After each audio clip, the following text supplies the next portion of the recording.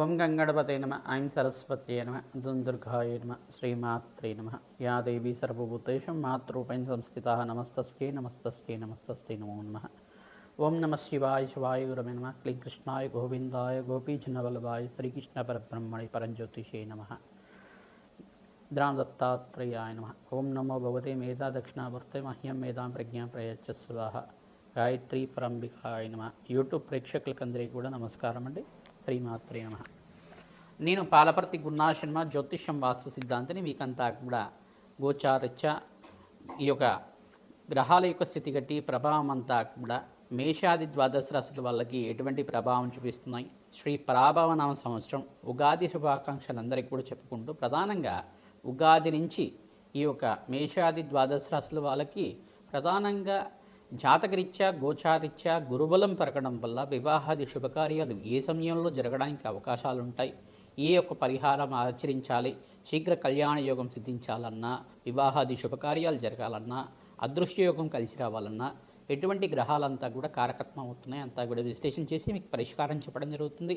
ప్రధానంగా చూసుకుంటే పరాభవనామ సంవత్సరం అనేది ప్రధానంగా ఈ యొక్క దీనికి అర్థం ఏంటిదంటే స్వల్పంగా ఏంటిదంటే అవమానాలు అవరోధాలు జరగడానికి అవకాశాలు ఉంటాయని చెప్పేసి అనుకుంటూ ఉంటారు. కానీ ఏంటిదంటే దీనికి సంస్కృతంలో అర్థమంతా కూడా వేరేగా ఉంటుంది. ప్రధానంగా మానవాళి యొక్క జీవిత విధానంలో మార్పు తీసుకొచ్చేదని చెప్పేసి ప్రధానంగా ఈ యొక్క జీవితంలో మార్పు వలన అనుకోని సంఘటనల వల్ల అదృష్టయోగం రావడానికి అవకాశాలు ఉంటాయని చెప్పి, దేశగోచారంలో కూడా మార్పు జరుగుతుందని చెప్పి, అదృష్టయోగం సిద్ధి రావడానికి ఆస్కారం ఉంటుందని, శ్రమతో కూడిన సంపాదన పెరగడానికి ఆస్కారం ఉంటుందని, ప్రధానంగా ఈ యొక్క అదృష్టాన్ని కలిసి తీసుకొచ్చేదనేది పరాభవన సంవత్సరానికి అర్థంగా చెప్పడం జరుగుతుంది. ప్రధానంగా ఉగాది అనేది యుగానికి యొక్క ఆదిగా చెప్పడం జరుగుతుంది. ప్రధానంగా ఈ యొక్క బ్రహ్మదేవుడి యొక్క ఆరాధన చేయడం, ఉగాది రోజున విశేషంగా చేయాల్సిన ఆరాధన ఏంటంటే ప్రధానంగా అభ్యంగ స్నానం చేయడం.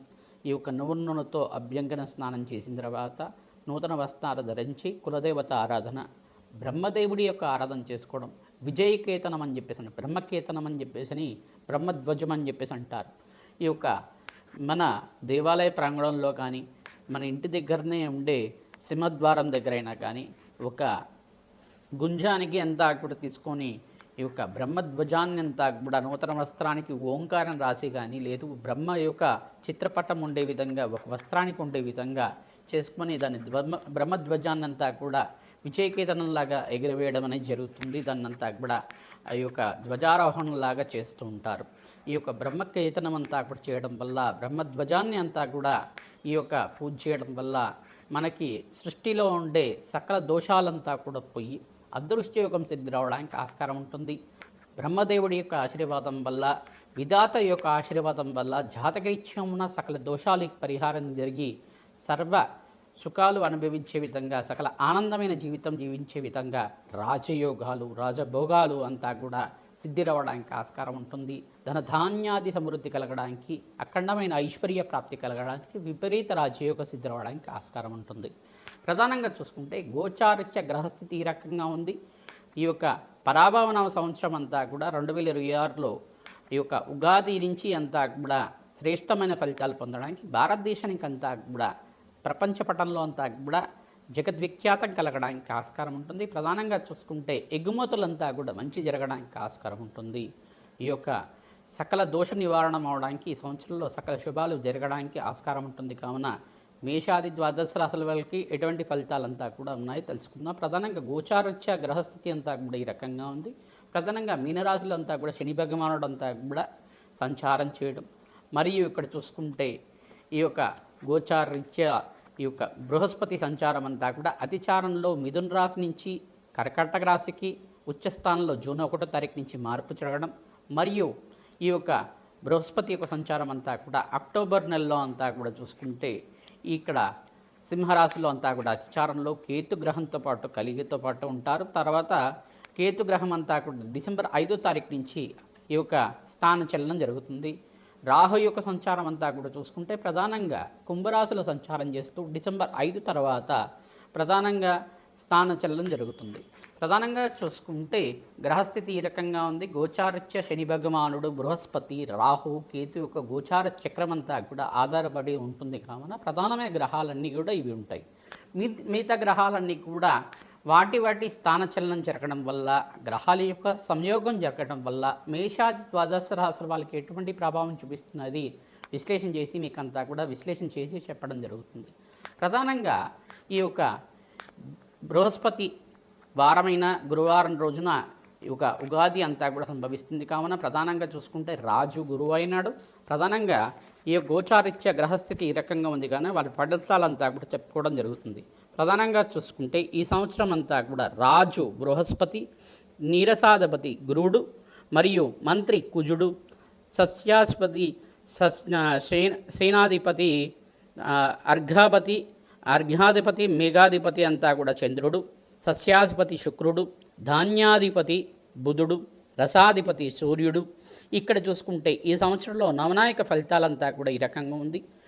ఈ యొక్క శుభగ్రహాలకంతా కూడా అధికంగా 7 గ్రహాలకి శుభ ఫలితాలు ఇచ్చే విధంగా ఆధిపత్యం లభించినది. మరియు 2 గ్రహాలకంతా కూడా ఆధిపత్యం అంతా కూడా పాపలకి లభించింది కావున దేశగోచారంలో అంతా కూడా రాష్ట్రంలో పరిపాలన ప్రజారంగకంగా ఉండునని చెప్పేసి నాకు చెప్పడం జరుగుతుంది. ప్రధానంగా చూసుకుంటే దేశ ఉత్పత్తి రంగంలో, అభివృద్ధి రంగంలో అఖండమైన విజయాలు చేకూరించడానికి ఆస్కారం ఉంటుంది. ప్రధానంగా ఈ సంవత్సరంలో అంతా కూడా 4 అంచుల వర్షం అంతా కూడా పడడానికి ఆస్కారం ఉంటుంది. ప్రధానంగా ఈ సంవత్సరంలో అంతా కూడా అధికంగా వర్షపాతం ఉంటుంది. ప్రధానంగా సకాలంలో వర్షాలంతా కూడా రాష్ట్రంలో పడడానికి ఆస్కారం ఉంటుంది. ప్రధానంగా ఈ గోచారిత్య గ్రహస్థితి అంతా కూడా చూసుకుంటే మంచి వాణిజ్య పంటలు అంతా కూడా మంచిగా చేకూర్చడానికి ఆస్కారం ఉంటుంది. వేరుశనగ, గోధుమ, వరి మరియు నువ్వులు మరియు శనగలు ధరలంతా కూడా పెరుగును. కందులు అంతా కూడా ధరలు పెరుగును. బంగారం ధరలు కూడా పెరుగును. ప్రధానంగా చూసుకుంటే ఈ యొక్క పంటలు అంతా కూడా 16 మీసాల నుంచి 12 మీసాల వరకు పంట అంతా కూడా ఫలించునంట. తద్వారా అంతా కూడా పాడి పంట అంతా కూడా మంచిగా ఉంటుంది. పంటలకంతా కూడా వ్యవసాయ ధరలకు కూడా అధికంగా లాభాలు చేకూర్చడానికి ఈ సంవత్సరంలో అంతా కూడా వర్షపాతం అంతా కూడా అధికంగా నమోదవడానికి, జలాశయాలంతా కూడా నిండడానికి ఆస్కారం ఉంటుంది. ప్రధానంగా బృహస్పతి రాజు అవడం వల్ల అఖండమైన శుభ ఫలితాలు పొందడానికి ఆస్కారం ఉంటుంది. ప్రధానంగా చూసుకుంటే నిజాయితీ, ప్రధానంగా ఈ యొక్క ఉప్పు, గంధకం, తరగం, రబ్బరు, వేరుశనగ, ఈ యొక్క శనగలు, పంచదార, బెల్లం, పాలు వంటి ఉత్పత్తులంతా కూడా ఈ యొక్క సిరిధాన్యాలకంతా కూడా గోధుమలు, బంగారం, వెండి, పాదసరం, బియ్యం ధరలంతా కూడా పెరుగును. నిల్వ చేసుకునే పదార్థాలంతా కూడా అఖండంగా ధనాలు పెరగడానికి ఆస్కారం ఉంటుందట. మంత్రి కుజుడైనాడు కావున యుద్ధరంగంలో వాతావరణంలో జరగడానికి ఆస్కారం ఉంటుంది. పశ్చిమ ఆసియాలో ఖండంలో అంతా కూడా చూసుకుంటే యుద్ధ వాతావరణం జరగడానికి ఆస్కారం ఉంటుంది. ప్రధానంగా చూసుకుంటే ఈ దేశంలో ప్రధానంగా ఈ సంవత్సరం దేశంలో రికార్డు స్థాయిలో అగ్ని ప్రమాదాలు జరగడానికి అవకాశాలు ఉంటాయని చెప్పేసి అంటాడు. ప్రధానంగా వాహన ప్రమాదాలు కానీ జరగవచ్చును. ఈ యొక్క పెద్ద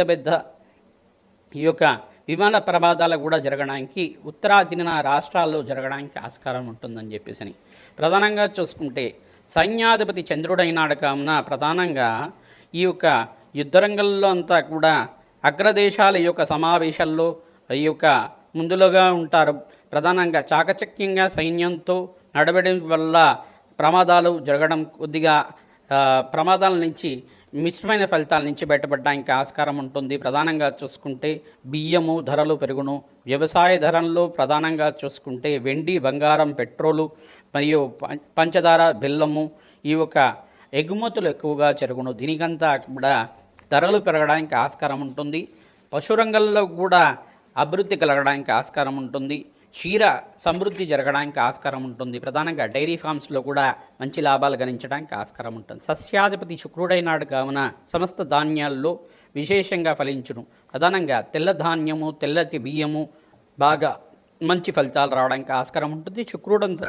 శుక్రుడంతా కూడా ప్రధానంగా అఖండమైన పుణ్య ఫలితాలు వచ్చే విధంగా ఉన్నాయి. ఆరోగ్య సంపదలు అంతా కూడా ధరలు పెరగడానికి అవకాశాలు ఉంటాయి. వాణిజ్య సంపదల్లో కూడా అఖండమైన శుభ ఫలితాలు పొందడానికి ఆస్కారం ఉంటుంది. ఈ యొక్క దేశగోచారంలో ఈ రకంగా ఉంది కావున ప్రధానంగా నీరసాధిపతి కూడా గురుడైనాడు కావున ఇక్కడ చూసుకుంటే వెండి ధరలు పత్తి మరియు ఉత్పత్తులంతా కూడా పెరుగును. ఈ యొక్క చందనము మొదలు రత్నాలు, బంగారం, వెండి అంతా కూడా సుగంధ ద్రవ్యాలకు కూడా ధరలు పెరుగును. ఈ యొక్క విశేషంగా ఈ యొక్క ఫలితాలంతా కూడా చూసుకోవడానికి అవకాశాలు ఉంటుంది. ప్రధానంగా చూసుకుంటే మేషాది ద్వాదశ రాశుల వాళ్ళకి అంతా కూడా ఆదాయం వ్యయం ఏ రకంగా ఉందో చూసుకుంటుంటే ఈ రకంగా ఉంది. ప్రధానంగా 12 రాశుల వాళ్ళకి అంతా కూడా మేషానికి ఆదాయం అంతా కూడా చూసుకుంటే 11 ఆదాయంగా ఉంది, వ్యయం అంతా కూడా 5గా ఉంది, రాజపూజ్యం అంతా కూడా 2గా ఉంది, 4 అవమానంగా ఉంది. మరియు వృషభ రాశి వాళ్ళకు చూసుకుంటే 5 ఆదాయంగా ఉంది, 11 వ్యయంగా ఉంది, మరియు 5 రాజపూజ్యంగా ఉంది, 4 అవమానంగా ఉంది. మిథున రాశి వాళ్ళకు చూసుకుంటే 8 ఆదాయంగా ఉంది, 11 వ్యయంగా ఉంది. ప్రధానంగా ఈ రాజపూజ్యం అంతా కూడా చూసుకుంటే 1 రాజపూజ్యంగా 7 అవమానంగా మిథున రాశి వాళ్ళకు ఉంది. కర్కాటక రాశి వాళ్ళకంతా కూడా చూసుకుంటే ఆదాయం అంతా కూడా 2గా ఉంది, వ్యయం అంతా కూడా 11గా ఉంది. ప్రధానంగా చూసుకుంటే ఈ యొక్క రాజపూజ్యం అంతా కూడా ఈ యొక్క కర్కాటక రాశి జాతకులకంతా కూడా 4 రాజపూజ్యము, 7 అంతా కూడా అవమానంగా ఉంది. సింహరాశి జాతకులకంతా కూడా చూసుకుంటే ఆదాయము వ్యయం అంతా కూడా సమపాలనలో 5-5గా ఉంది. ఆదాయం 5, వ్యయం కూడా 5, మరియు రాజపూజ్యం 7, అవమానం కూడా 7గా ఉంది. కన్యారాశి జాతకులకంతా కూడా ఈ సంవత్సరం చూసుకుంటే ఉగాది నుంచి అంతా కూడా పరాభవ సంవత్సరంలో ప్రధానంగా 8 ఆదాయంగా, 11 వ్యయంగా, రాజపూజ్యం 3గా, మరియు అవమానం కూడా 3గా ఉంది. తులారాశి జాతకులకంతా కూడా ఆదాయం 5గా, వ్యయం అంతా కూడా 14, రాజపూజ్యం అంతా కూడా 6, అవమానం 3గా ఉంది. వృశ్చిక రాశి జాతకులకంతా కూడా చూసుకుంటే 11 ఆదాయం, వ్యయం అంతా కూడా 5, రాజపూజ్యం అంతా కూడా 2 పాలుగా ఉంది, అవమానం అంతా కూడా 6గా ఉంది. ధనుసు రాశి జాతకులకంతా చూసుకుంటే ఆదాయం అంతా కూడా 11 మరియు వ్యయం అంతా కూడా 11గా ఉంది.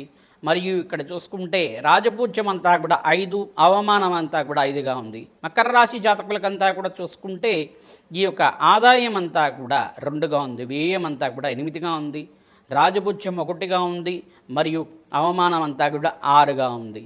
ప్రధానంగా కుంభరాశి జాతకులకంతా కూడా చూసుకుంటే 2 ఆదాయంగా, వ్యయం అంతా కూడా 8గా ఉంది, రాజపూజ్యం 4గా ఉంది, అవమానం అంతా కూడా 2గా ఉంది. మీనరాశి జాతకులకంతా కూడా చూసుకుంటే 14 ఆదాయం, వ్యయం అంతా కూడా 11గా ఉంది, రాజపూజ్యం 7గా ఉంది, అవమానం అంతా కూడా 2గా ఉంది. ఈ ఫలితాలంతా కూడా చూసుకుంటే ఈ ఒక ఉగాది ఫలితాల్లో భాగంగా ఈ రకంగా ఉన్నాయి. ప్రధానంగా గోచారీత్యా గ్రహస్థితి అంతా కూడా మెరుగ్గా ఉండడానికి మేషాది ద్వాదశ రాశుల వాళ్ళకంతా కూడా వివిధ స్థానాల్లో అంతా కూడా గ్రహస్థితి మారడం వల్ల బృహస్పతి యొక్క గోచారము మరియు రాహుకేతుల యొక్క గోచారం సంచారం మేరకి శనీశ్వరుడి ప్రభావం అంతా కూడా గోచార సంచారం మేరకి ఎటువంటి ప్రభావాలు వివిధ గ్రహాల అంతా కూడా నవనాయక ఫలితాలంతా కూడా మేషాది ద్వాదశ రాశి మీద ఎటువంటి ప్రభావం అంతా కూడా చూపిస్తున్నాయి. గోచార చక్రంలో గ్రహాల యొక్క స్థితిగతి మార్పు వలన ఎటువంటి ఫలితాలంతా కూడా జరుగుతుంది. ఇక్కడ అంగారక స్తంభన కూడా జరుగుతుంది. ఈ సంవత్సరం అంతా కూడా ఈ యొక్క కాలసర్ప దోషం నుంచి బయటపడడానికి ఆస్కారం ఉంటుంది. డిసెంబర్ 5వ తారీఖు నుంచి అంతా కూడా మార్పు జరుగుతుంది. తద్వారా అంతా కూడా శ్రేష్టమైన ఫలితాలు పొందడానికి ఆస్కారం ఉంటుంది. మేషాది ద్వాదశ రాశుల వాళ్ళకి సకల శుభకార్యాలు జరగాలన్నా ఎటువంటి గ్రహాల యొక్క కారకత్వంగా ఉంటుంది, పరిహారం అంతా కూడా విశ్లేషణ చేయడం జరుగుతుంది. తద్వారా వీడియో అంతా కూడా చూడండి. తద్వారా మీకు పరిష్కారం అంతా కూడా చెప్పడం జరుగుతుంది. మీ జన్మ జాతకమే ప్రధానమైన జాతకంగా ఉంటుంది. ఇప్పుడు చెప్పేవంతా కూడా గోచార చక్ర వశాత్ అంతా కూడా చెప్పడం జరుగుతుంది. కావున సంపూర్ణ పరిష్కారం అంతా కూడా దొరుకుతుంది మీకు. శ్రీమాత్రే నమః. మేషరాశి జాతకులకి పరాభవన సంవత్సరంలో ఉగాది నుంచి ఇంత కూడా రాజయోగం సిద్ధిరవడానికి ఆస్కారం ఉంటుంది. ప్రధానంగా చూసుకుంటే మేషరాశి జాతకులకంతా కూడా చూసుకుంటే ఇక్కడ శనీశ్వరుడి యొక్క సంచారం అంతా కూడా వ్యయ స్థానంలో జరుగుతుంది. ఈ యొక్క బృహస్పతి సంచారం మిథున, కర్కాటక, సింహరాశిలో అంతా కూడా గోచారీత్యా అత్యచారంలో మార్పు జరుగుతుంది. ప్రధానంగా రాహు యొక్క స్థితిగతి అంతా కూడా డిసెంబర్ 5వ తారీఖు నుంచి మార్పు జరుగుతుంది. మరియు డిసెంబర్ 5వ తారీఖు నుంచి కేతు యొక్క సంచారం కూడా మార్పు జరుగుతుంది.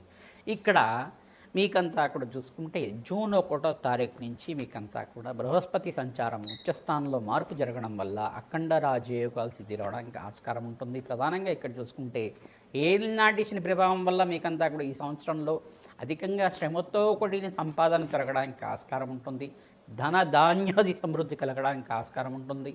వివాహాది శుభకార్యాలు జరగడానికి అంతా కూడా బృహస్పతి అంగారకుడు శనీశ్వరుడి యొక్క గోచారం మేరకంతా కూడా యోగకరంగా ఉండడానికి ఆస్కారం ఉంటుంది.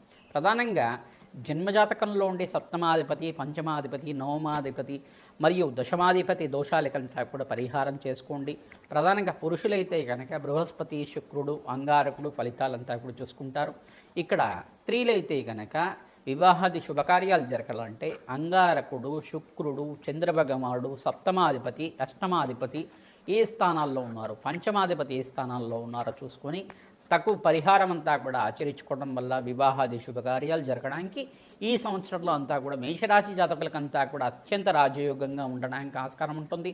వృత్తి ఉద్యోగాల్లో మార్పు జరగడానికి కానీ, వ్యాపారంలో మార్పు జరగడానికి కానీ మీకు నవంబర్ 28వ తారీఖు దాకా మీకంతా కూడా, జూన్ 1వ తారీఖు నుంచి నవంబర్ 28వ దాకా మీకంతా కూడా అఖండ రాజయోగాలు సిద్ధిరవడానికి ఆస్కారం ఉంటుంది. ఖర్చులు విపరీతంగా పెరుగుతుంటాయి. ప్రధానంగా అనారోగ్య సూచన అంతా కూడా సూచనప్రాయంగా చెప్పడం జరుగుతుంది. శిరోభారం కానీ, జాయింట్ పెయిన్స్ కానీ, కాల్షియం డెఫిషియన్సీ కానీ, డి విటమిన్ కంటెంట్ డెఫిషియన్సీ కానీ, నడుము నొప్పి రావడం కానీ, శిరోభారం ఎక్కువగా ఉండడం, బడలిక ఎక్కువ ఉండడం, ప్రయాణాలు చేయడం వల్ల అలసట ఎక్కువ ఉండడం అని జరుగుతూ ఉంటుంది. దీని నుంచి బయటపడడానికి ప్రయత్నించడం కూడా పరమేశ్వరుడు ప్రీతికరంగా అభిషేకాది కార్యక్రమాలు ఆచరించుకోవడం వల్ల శ్రేష్టమైన ఫలితాలు పొందుతారు. అదృష్టి యోగం సిద్ధి రావడానికి ఆస్కారం ఉంటుంది. ఆకస్మికంగా ధనయోగ ప్రాప్తి, బృహస్పతి సంచారం మేరకి ఇక్కడ శనీశ్వరుడు యోగకరంగా మారడానికి అవకాశం ఉంటుంది. ప్రతినిత్యం కూడా తైలాభిషేకం చేయడం, నలనూలు దానం చేసుకోవడం వల్ల శ్రేష్టమైన ఫలితాలు పొందుతారు. కూష్మాణ దానం చేసుకోవాలి. జాతకరీత్యా బృహస్పతి యోగకరంగా లేకపోతే శనీశ్వరుడికి, బృహస్పతికి, శుక్రుడికి, అంగారకుడికి జపము హోమాది కార్యక్రమాలు ఆచరించుకోవడం వల్ల, అగ్నికి నవధాన్యాలు సమర్పించడం వల్ల రాజయోగ ప్రాప్తి రావడానికి ఆస్కారం ఉంటుంది. అష్టేశ్వర ప్రాప్తి కలగడానికి ఆస్కారం ఉంటుంది. జగన్మాత అనుగ్రహం వల్ల సకల కార్యసిద్ధి కలుగుతుంది. వివాహాది శుభకార్యాలు జరగడానికి జగన్మాత అనుగ్రహం వల్ల ఆశీర్వాదం లభిస్తుంది. శ్రీమాత్రే నమః.